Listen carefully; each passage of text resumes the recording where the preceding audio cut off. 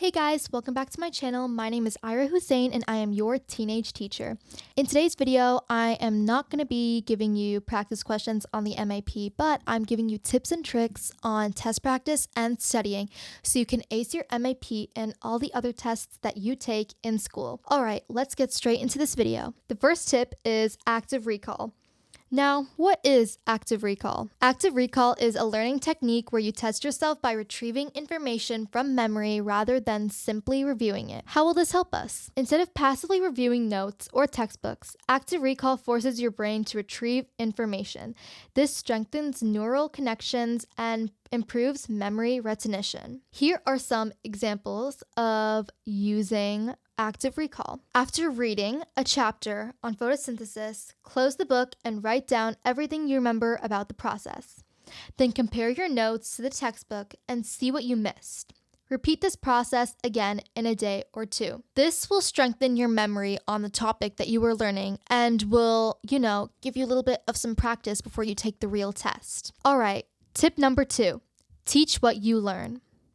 Now, this one is really effective, and I recommend using it because I use it myself. But what is teach what you learn? Teach what you learn is a study method where you explain a concept out loud as if teaching it to someone else to better understand and remember it. How will this help us? Well, teaching someone else helps clarify your thoughts and highlight areas where you're unsure. If you can explain a concept clearly, you truly understand it. Here are some examples using teach what you learn. Teach a math formula to a friend. So the quadratic formula helps you solve equations in this format, blah, blah, blah, blah. Or record yourself explaining historical events and play it back to see how well you did. This can really help because if you actually really know the topic you're being tested on, then you'll be able to explain it perfectly. But if you have trouble doing it, then maybe you have to review it again so that you ace a test.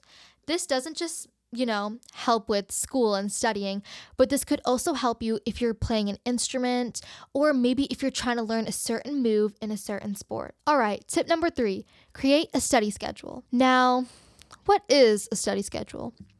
A study schedule is a planned timetable that breaks study material into manageable chunks over days or weeks to improve focus, consistency, and retention. So, how will this help us with a test? Well, spacing out your learning over time, called spaced repetition, helps commit it to long-term memory. A schedule prevents cramming and reduces burnout. Now, here's an example of someone using, or you using a schedule. Break a 10-chapter book into 5 days, 2 chapters a day. Use the Pomodoro method, 25 minutes of focused study plus 5-minute break. After 4 cycles, take a longer break. Now, creating a study schedule can really help because you might have a lot of things, like a lot of material that you need to study for your test.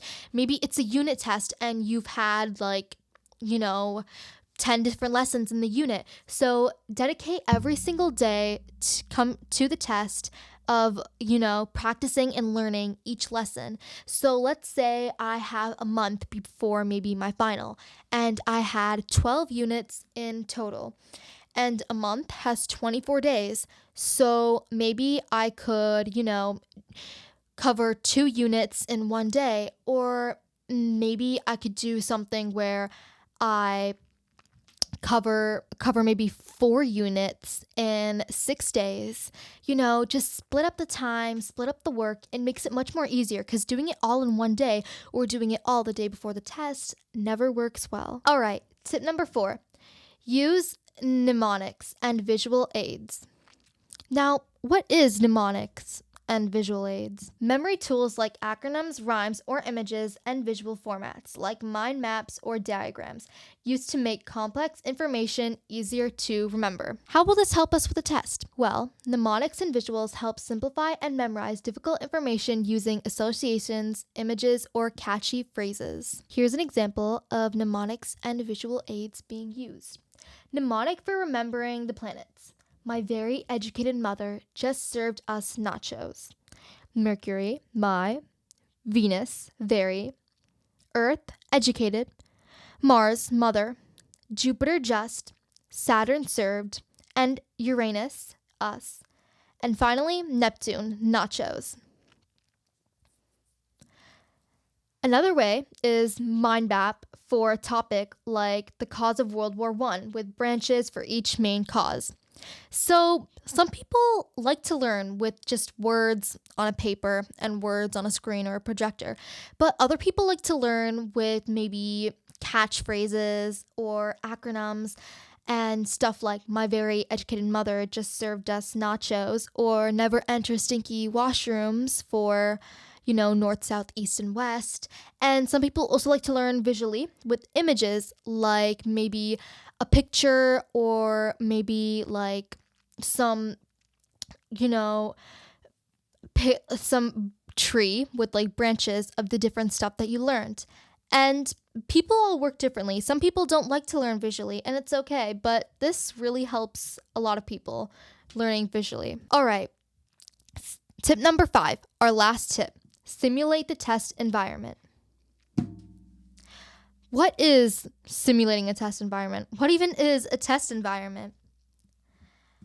A practice strategy where you recreate the test conditions, quiet room, time limits, no help, to build familiarity and reduce exam anxiety. And how will this help us?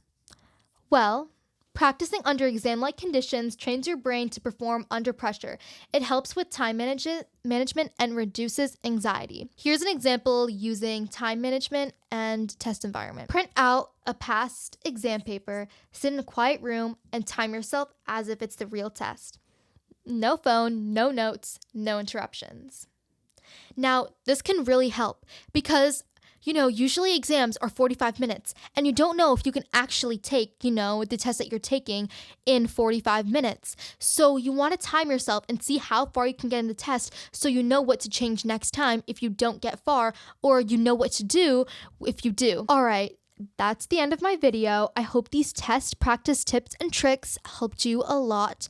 I know that I use some of these when I'm practicing or studying for a test, and they really work wonders. So if you ever want to, practice for tests and study effectively and actually get good grades on the tests that you study for, then make sure you use some of these, because honestly, I've seen reviews of people using these. I've seen people do these, I've seen people not do these, and I've seen the difference.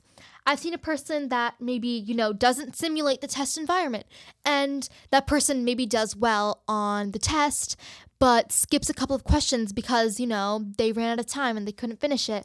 And I've maybe seen some people create a study schedule and people not create a study schedule. Like, maybe a person creates one and, splits out all the material that they have to cover and is, ready for the test. Or there's a person that maybe studies way too early and everything on one bit and just doesn't remember anything. Or someone that studies way too much the day before and completely blanks out on the test. So doing all of these can really help you. Maybe not just picking one of them, but doing all of them, because all of them combined will really create the best version of yourself when you are taking the test. I know it takes a while to study, but it's always worth it seeing that A+ on your paper. Anyways, thank you so much for watching this video. I hope you guys enjoyed it. Bye!